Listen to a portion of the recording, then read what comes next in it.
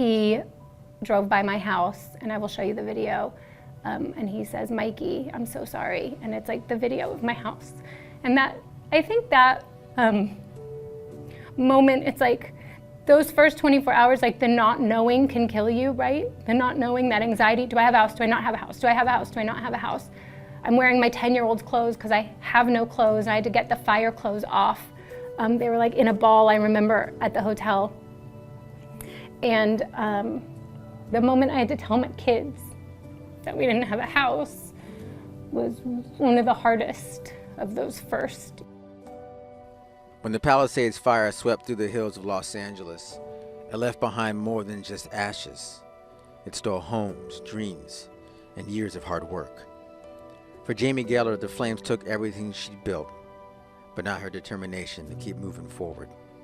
So call it 5,000 people in the Palisades are feeling what I'm feeling. Nobody had time to get out. It was so fast. It was, huh? It was so fast. I heard like something like an acre every 30 seconds. The fire started at 10:30 in the morning. I think I figured out by looking at everybody's Instagrams as the week went. It literally burned across the entire top ridge and came down every single street. Bienvenida, El Medio, like the Riviera, Chautauqua, Will Rogers. It was coming down all at the same time. You couldn't like go, I thought it was in my head, I thought it was just in the Highlands. And then it went the other way, and no one is really giving attention to Malibu, right? Woolsey burned the west of Malibu. Franklin burned the middle of Malibu. This Palisades took Las Flores all the way to Topanga. I've seen the drive-by, you see Yes. video like down And PCH. that's just on the beach. All of Las Flores up top, and Big Rock had 258 homes, it now has 50.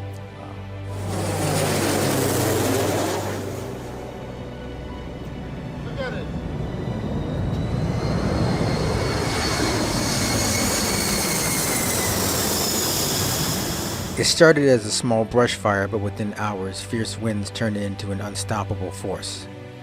Among the thousands forced to flee was Jaimie Geller, a small business owner and longtime resident of the Palisades. I'm gonna do this, and we're gonna do this, and we're gonna build back our piece of this place. And I think the only people that I know of that are leaving are the people that are like well into their 80s, and they don't want to rebuild and move in when they're 92. Other than that, I think the core, the heart of the Palisades is gonna stay and gonna wait it out. But it's not gonna be on the timeline that some people are pushing for. For the last 17 years, Jaimie Geller Jewelry has been more than just a business. It was a community hub, a place where neighbors and friends congregated, where dreams were sparked and celebrated. I live in a fire area, so I have packed up my house many times in the Highlands of the Palisades. When I packed up that last time, the last thing I thought was that the entire village would burn down, or that my store would even ever burn down. I didn't even call the girls at my store. I didn't tell it. So anyways, so I turn on the news and I get on the phone with the woman who owns the store next to me, Elise Walker, and we are watching the news, and we are watching our stores burn. This right here is Jaimie Geller Jewelry. Unfortunately, you see that these electric lines have busted through. It is completely torched and gone. And at that point, I see Caruso, and he says, "There's no water," like on the news. There's no water. You got to have water, and my understanding is the reservoir was not refilled in time and in a timely manner to keep the hydrants going. You know how everybody was talking about the reservoir in the Highlands, and it had been empty since February? Yeah. So that's a lie. I'm gonna tell you right now. I've lived there the last 15 years. There's been no water in it. It's been empty. We used to jump in it in college and in high school. There's been no water in that. This whole time, there has been nobody working to fix it. There's been nothing, it's been empty. What they did was they replaced it with a helicopter pad and a fill station that goes to where, like a fire hydrant that fills the helicopter, but it's not taking from the reservoir. The reservoir has had no water in it. And so that is I could see it from my house. Yeah. Yeah. The next day, at some point, a neighbor snuck up. He drove by my house, and I will show you the video. And he says, "Mikey, I'm so sorry." And it's like the video of my house. Mikey, I'm sorry, buddy. Your house is no longer. It's gone. The truck's sitting on the ground. And it's still burning right now. Sorry, buddy. Does this change the way you look at possessions? Yes. Yes. Very much. I really don't care. Like, I really don't care. Besides my house, besides my income, besides my store, that community loss has been the greatest for me. And that is the hardest for me to mourn.